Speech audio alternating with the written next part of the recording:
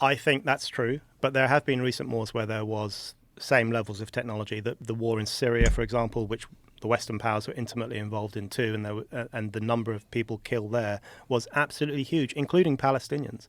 Thousands of Palestinians died And what in the year is Syria this?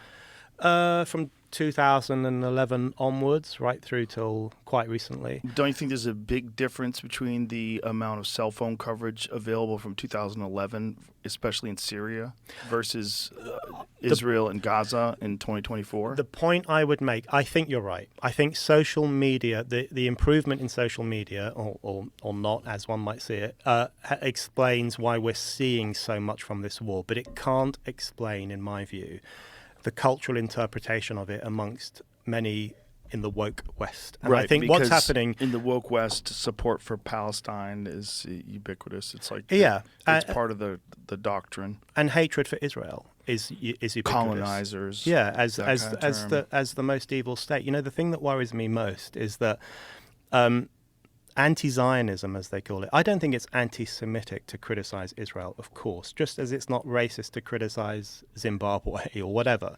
But we're not just seeing criticism of Israel. We are seeing hysteria about Israel, which I think is disproportionate and myopic and obsessive. And we're seeing it on the streets all the time. We're seeing it on campuses. We're seeing it on social media.